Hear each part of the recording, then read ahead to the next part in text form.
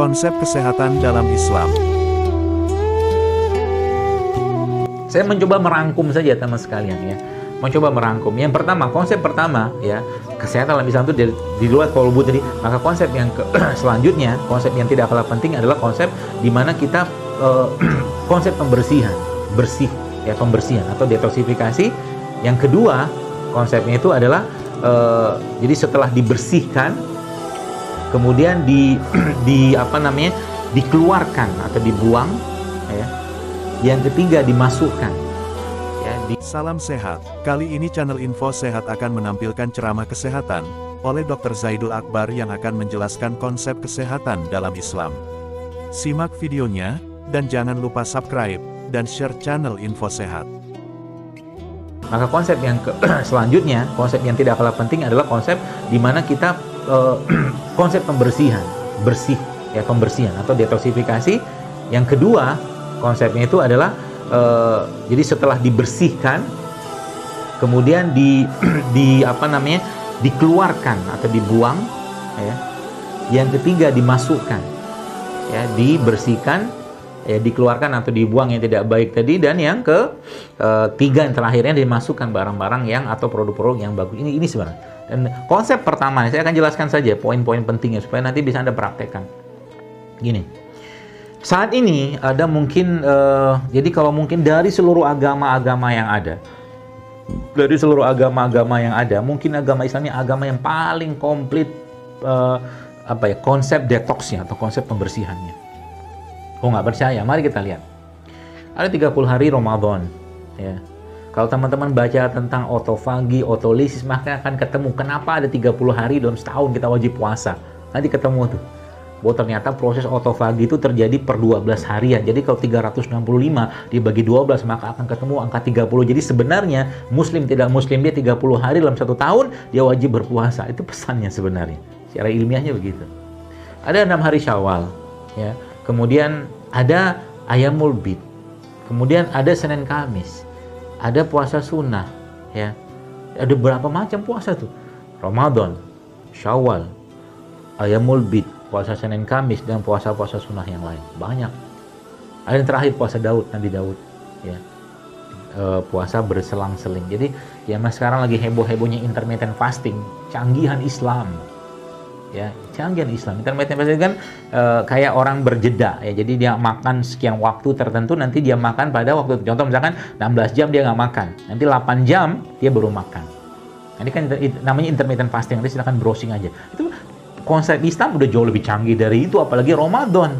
Ramadan itu bukan lagi intermittent fasting, tapi disempitkan fat state atau waktu masa kita makan tuh kan disempitkan banget sama. Kita berbuka sahur jam 4 subuh lah katakanlah. Kemudian berbuka let's say mungkin rata-rata jam 6 lah. Berarti sudah 14 jam kita berpuasa. Dikasih kesempatan sholat maghrib, makanlah setengah jam. Kemudian lagi sholat isya, tarawih segala macam. Kalau yang tarawihnya panjang biasanya kalau di haram kan sampai tengah malam. Coba, jadi fat state itu maksudnya fase makan kita itu, waktu kita makan tuh kan di bulan Ramadan disempitkan banget sama Allah karena kita dibuat sibuk oleh ibadah. Maka bayangkan berapa banyak proses autofagi yang terjadi pada proses puasa tadi. Ya, itu subhanallah kan. Lihat. Jadi udah dibikin setting sama Allah kayak begitu. Sayangnya banyak orang tidak memanfaatkan, sehingga saya pernah cerita di beberapa kajian gitu kan, saya katakan justru malah Ramadan itu yang menyedihkannya inflasi kita paling tinggi. Karena banyak orang lebih sibuk, lebih ribet dengan apa yang dimakan lah, bukalah sahur segala macam, buka bersama. Sekarang tahun ini kan karena ada wabah ini kan subhanallah akhirnya nggak banyak yang kumpul-kumpul gitu kan. Nggak tahu inflasinya turun apa tidak, tapi bukan inflasi, ekonomi juga turun sih sekarang. Karena orang nggak bisa makan sih, bukan itu lagi. Masya Allah, semoga Allah perbaikilah semuanya. Jadi itu ya teman sekalian. Yang pertama itu ya. Yang pertama ada pembersihan, detox dengan cara puasa. Ya, bacalah risetnya, banyak banget puasa. Jadi kalau bilang subhanallah ya, saya katakan umat Islam itu harusnya menjadi umat yang paling kuat, paling sehat, dan harusnya menjadi umat yang nggak ada kanker. Asal apa? Asal pahami pedoman ini. Ya. Cuma mengerjakannya emang nggak gampang, berat. Ya. Puasa itu nggak gampang, mau nahan makan itu nggak gampang, ya seperti itu. Nahan nggak makan malah. Kemudian yang kedua, setelah proses detoksifikasi, kemudian yang kedua adalah fase pengeluaran, dibersihkan. Ya.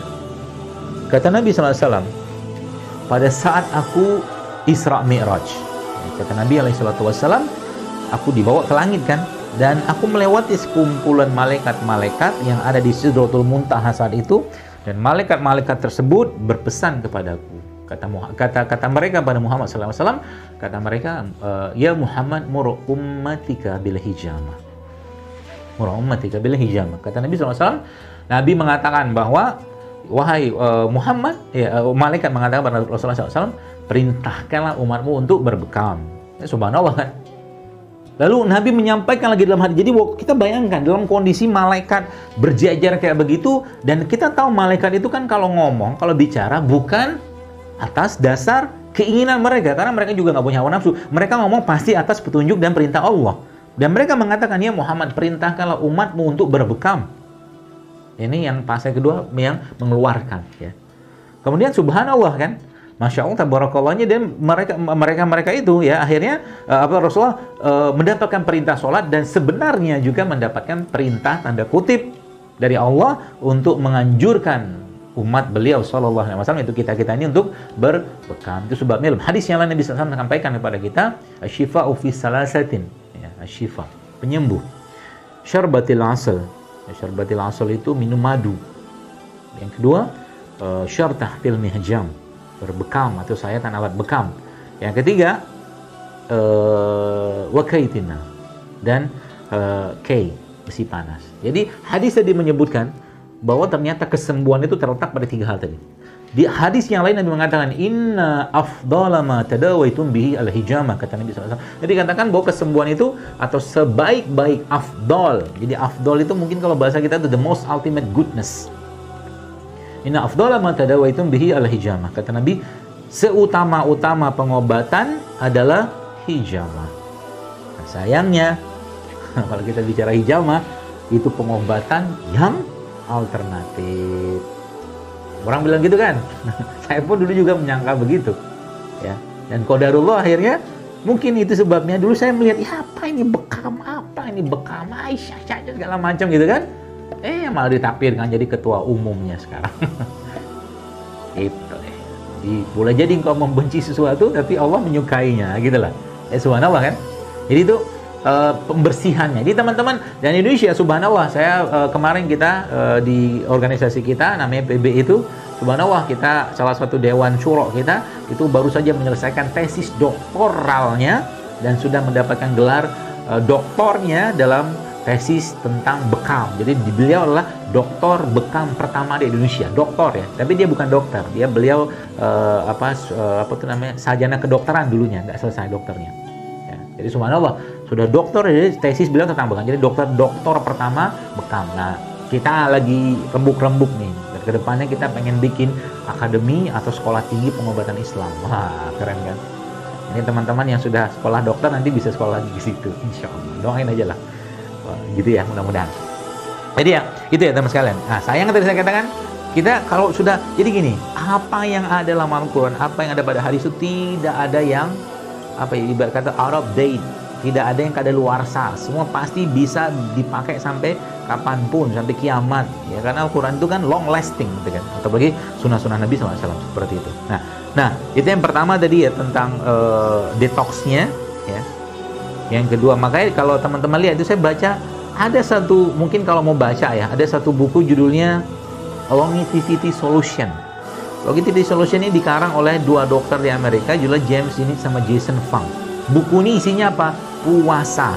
Jadi dia ngobatin orang-orang diabetes dengan konsep puasa, dan banyak konsep-konsep itu yang saya lihat itu ada pada Islam semua. Subhanallah. Ada yang katakan puasa 3 kali sebulan, puasa. Nabi kan SAW itu beliau sering melakukan puasa wisol. Wisol ini beliau meneruskan puasa, tapi ini tidak dibolehkan untuk kita. Ya, tapi saya tidak tahu apakah dalam konteks pengobatan itu bisa dikerjakan. Ya ternyata orang-orang sudah puluhan tahun, 10 tahun, 15 tahun pakai obat-obat seperti insulin itu ternyata dengan konsepnya puasa tadi, subhanallah, dia jelaskan secara ilmiah.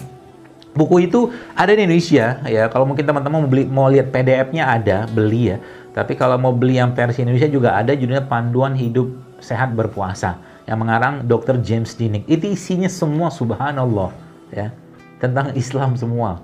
Ya, sayang kita nggak pakai. Orang Islam itu ya kemana aja kita gitu kan. Seperti itu ya. Itu bahkan ada satu lagi dokter di mana tuh saya baca tuh di Amerika juga sama. Dia bahkan bikin klinik fasting klinik, coba klinik berpuasa. Tapi dikasih panduannya, panduan tentang pola-pola puasanya. Dan subhanallah kita tahu puasa lah obat ya, salah satu remedi atau obat yang paling baik untuk banyak penyakit-penyakit, baik itu kronik, degeneratif atau penyakit-penyakit tertentu lah. Subhanallah. Ya. Nah yang pertama itu tadi, yang kedua apa tuh namanya? Kedua apa tadi? Mengeluarkan ya, dengan bekam ya. Karena memang kalau nanti teman-teman dan sebenarnya ada satu lagi ya, salah satu peneliti bekam ya yang juga lulusan Undip, namanya Dr. Agus Rahmadi. Mungkin teman-teman bisa juga undang beliau nanti karena beliau juga termasuk yang meneliti tentang bekam ya. Kalau saya bagian tukang kompornya ya, seperti itu ya. Jadi dia cerita tentang ternyata dari semua bagian tubuh kita ini yang paling luas permukaannya itu bukan arteri, bukan vena, bukan aorta, bukan apapun, tapi ternyata adalah kapiler. Ya, kapiler di tubuh kita ini yang paling luas bidang permukaannya. Dan kapiler inilah yang sebenarnya subhanallah ya, masya Allah tabarakallahnya itu ya dikeluarkan, ya dibersihkan dengan bekam. Tapi bekam itu bukan mengeluarkan darah kotor, bukan, konsepnya itu bukan itu. Ya, lebih detail dari itu ada. Nanti bisa di browsing lah, teman-teman bisa baca kok banyak penelitiannya. Ya, dan siapa tahu juga nanti mau riset ya, atau mungkin karya ilmiah yang masih koas gitu kan tentang bekam. Saya kira mungkin peluangnya sangat besar sekarang, insya Allah ya. Mari kita angkat agama ini, jangan lagi diremeh-temehkan lah ya. Jangan lagi kita rendahkan agama ini ya dengan ilmu. Ya, ilmu itu kuncinya kata Imam Ahmad, katakan fungsi ilmu itu dua. Menghilangkan kebodohan, yang kedua menimbulkan atau memunculkan tawadu ya. Saya punya banyak kemarin subhanallah, saya juga belajar banyak hal-hal ya di luar tentang kesehatan atau nutrisi ini. Dulu awal-awal saya dunia ini saya belajar tentang tulang belakang juga. Jadi orang-orang yang HNP, orang-orang yang spondilosis, cervikalis segala macam itu ternyata bisa diterapi, itu nggak perlu dioperasi gitu kan. Tentunya dengan kaidah-kaidah yang jelas. Kemarin saya baru ketemu dia seorang pengusaha subhanallah ya. Dia sepertinya spondilosis cervicalis ya. Gak bisa ngapa, jadi sakit banget sini segala macam. Terus akhirnya saya dulu pernah mengerjakan, tapi karena tangan saya nggak terampil lagi, tangan saya nggak kayak orang bedah lah. Bedah itu kan kalau lama nggak ngoperasi itu ya kaku-kaku lah. Saya bawa atau saya referkan beliau ke salah satu guru saya ya, guru tulang belakang saya. Itu masya Allah dia cerita kemarin. Teman saya yang saya sampaikan tentang orang itu subhanallah baru sekali terapi saja, masya Allah tabarakallah biiznillah pastinya ya, itu ternyata hilang semua keluhan tadi. Dan dia nggak pakai neck collar lagi segala macam. Dia bukan fraktur ya, tapi semacam spondilosis lah, saya lupa diagnosanya apa. Sudah berobat luar biasa banyak lah. Jadi ilmu Allah itu sangat luas. Jadi ilmu yang kita belajar di FK itu ya, itu bagus ya, tapi ilmu di luar itu jauh lebih luas, jauh lebih luas. Pahami itu baik-baik. Jadi kalau mau belajar juga bisa jadi ya memang nggak ada sekolahnya, harus comot sana sini belajar buku. Kalau Anda lihat buku yang saya pelajari itu masya Allah banyak banget ya, terlalu banyak. Ini itu juga bagaimana mengkombinkan dengan agama, dengan Islam, dengan hadis segala macam, dan bagaimana perkataan para ulama, masya Allah ya, indah banget hari ini. Jadi akhirnya apa yang kita sampaikan ya, kembali pada Islam, kembali pada Allah, kembali pada sunnah Nabi SAW. Dan ketiga yang terakhir ya, memasukkan yang baik-baik, memasukkan yang baik-baik ya. Yang baik-baik seperti ya itu saya katakan, wa kulu mimma razaqakumullah halalan thayyiban, kata Allah. Jadi itu ayat yang pertama. Terus kata Nabi, kata Allah yang lain di ayat yang lain apa? Wa kulu washrabu la tusrifu. Makalah jangan berlebihan. Berlebihan itu kayak apa? Berlebihan itu kayak apa? Ya, ingat baik-baik, iman itu, qalbu kita itu ya, itu bisa lemah karena syubhat syahwat, dan salah satu menyemahkan iman tadi adalah terlalu banyak makan. Makan itu menjadi salah satu yang melemahkan iman. Dan kita lihat banyak orang di mana misalnya zaman sekarang terlalu banyak makan, akhirnya berbagai macam penyakit muncul di badan. Padahal obatnya apa? Ya kurangilah makan. Bagaimana cara makan yang baik? Makan seperti bagaimana Nabi SAW menjelaskan kepada kita semua. Cukuplah untuk menegakkan tulang sulubimu, kata Rasulullah SAW. Atau kalau kau masih mau makan lagi, kata Nabi SAW, sepertiga untuk makan, sepertiga untuk minum, sepertiga untuk udara. Selesai. Jadi makan bukan untuk kenyang. Makan itu memberikan hak tubuhnya. Dan fahamilah baik-baik teman sekalian ya. Kita ngerti kok yang nggak sehat itu apa, yang sehat itu apa. Kita paham, gak usah diajarin lah. Semua orang di dunia sudah tahu lah. Di Indonesia juga tahu, yang namanya gorengan tuh nggak sehat. Tahu kan? Yang namanya mie instan itu nggak sehat. Semua tahu, yang namanya gula pasir itu nggak sehat. Tapi itulah yang terjadi zaman sekarang. Orang nggak mampu mengendalikan hawa nafsunya. Maka saya katakan ya, berarti hidup sehat itu susah-susah. Sama dengan bangun tahajud malam. Bangun tahajud itu susah. Tapi saya katakan demi Allah, wallahi, kalau nggak pernah dipaksain sholat tahajud atau bangun di malam hari, sampai mati pun nggak bakal sholat tahajud. Ini kan juga hidup sehat. Begitu pesannya sebenarnya. Kita ngerti, namanya sayur, buah, bahkan kalau baca di surat Abasa itu ada biji-bijian, ada sayuran, ada segala macam. Ini komplit semua penjelasan tentang Al-Quran tentang itu semua. Sehingga kita lihat zaman dulu penyakit-penyakit itu tidak seperti zaman sekarang. Apa orang Islam zaman dulu nggak bisa makan yang enak, nggak bisa beli makanan yang luar biasa kayak orang Romawi, Persia itu bisa, tapi nggak mau. Mus'ab bin Umair radhiyallahu anhu itu ketika dia kenal Islam, zuhudnya luar biasa. Zuhud itu bukan meninggalkan dunia sih ya, tapi tidak meletakkan dunia itu di hati gitu loh. Kita bisa. Ya, kita zaman dulu kurma, sahabat-sahabat itu juragan kurma semua. Tapi baca kisahnya, apa ada kisah penyakit-penyakit degeneratif kayak zaman sekarang? Nggak ada kayak zaman sekarang. Penyakitnya wabah lah gitu kan. Penyakit-penyakit yang sifatnya itu bukan karena kelalaian dari ketidakmampuan menjaga lisan atau menjaga mulut untuk memasukkan sesuatu ke dalam perutnya mereka. Itu yang terjadi. Yang ada pada saat itu. Nggak ada kayak itu. Kayak subhanallah ya. Ibnu Abbas itu pernah menciptakan kalau kita baca riwayat dia mengatakan saya 3 bulan nggak pernah makan sampai kenyang dia bilang. Nah itu kan waktu yang paling baik. 3 bulan itu fase yang paling baik untuk menciptakan kebiasaan. Jadi kalau teman-teman di sana ya saya pesan aja yang masih koas segala macam, ingat kalau Anda belajar ilmu nutri epigenomik atau epigenomik, maka kalau yang dimakan sekarang nggak sehat, maka generasi ke depan juga akan tidak sehat. Karena satu potong makanan tidak sehat yang kita makan, ya itu akan menjadi bagian dari gen kita. Itu pesannya. Jadi kalau sekarang salah satu indikator tidak sehatnya umat ini, salah satu ya. Pernahkah teman-teman berpikir kenapa anak perempuan zaman sekarang itu menstruasinya sudah mulai terjadi pada usia ya kelas 3-4 SD. Artinya kan mensnya sudah awal, sudah lebih dulu. Artinya sel-sel atau ya ibarat kata sel-sel itu udah matang duluan, bukan pada saatnya. Kalau sudah menstruasinya lebih awal, maka menopausnya pasti akan lebih awal.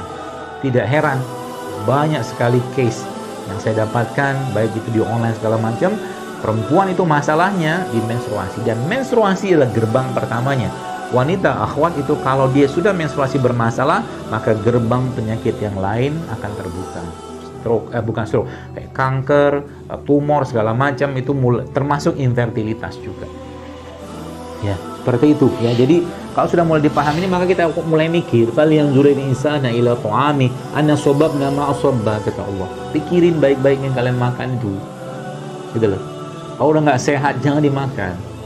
Kali cip-cip oke lah, sekali-sekali nggak apa-apa lah. Makanya saya katakan ya memang susah. Ya. Saya juga baru tahu ilmu seperti ini juga di saat sekarang zaman dulu ya. Apakah zaman dulu saya nggak makan mie instan? Makan juga, sama aja. Tapi alhamdulillah nggak langsung mati kan. Gitu, lama matinya. Nggak tahu lah. Ya mudah-mudahan Allah maafkan lah kita atas. Jadi sebagaimana Allah katakan dalam surat At-Tin ya, walaupun khalaqnal insana fi ahsani taqwim, kami ciptakan manusia dengan sempurna. Cobalah untuk berpikir bagaimana masyarakat umat ini bisa mengembalikan jasad ini kepada Allah dalam keadaan yang baik pula, sebagaimana dia menciptakannya, bukan dalam keadaan jasad itu penuh dengan penyakit akibat ketidakmampuan mengendalikan hawa nafsu. Kita pikir itu. Ilmu yang Anda miliki dalam sekalian bukan cuma sekedar untuk mengobati, bukan. Banyak pasien di luar sana yang tampak sehat tapi mereka sesungguhnya sedang sakit. Maka jadilah orang-orang yang bisa mengembalikan mereka kepada Al-Quran dan Sunnah Nabi SAW untuk menjaga kesehatan dan untuk mengobati. Dan penjelasannya semua adalah pada Al-Quran. Tinggal kita gali saja. Banyak kitab-kitabnya. Mungkin demikian short briefnya ya. Mudah-mudahan bermanfaat dan menjadi insight baru buat teman-teman semua. Lagi-lagi Islam tidak menolak teknologi ya. Kita tetap perlu hal-hal yang mungkin kita perlukan, ya mungkin orang-orang yang lagi kejang-kejang kita perlu suntik diazepam, ya mungkin perlu saja. Tapi ada banyak hal yang sebenarnya kita bisa kembalikan kepada konsep-konsep Islam dan tuntunan baginda Nabi alaihi salatu wassalam. Wallahu a'lam bishawab. Demikian konsep kesehatan dalam Islam yang telah dijelaskan oleh Dr. Zaidul Akbar. Semoga kita semua bisa menerapkannya dalam kehidupan, agar kita semua selalu sehat walafiat. Amin. Subscribe now.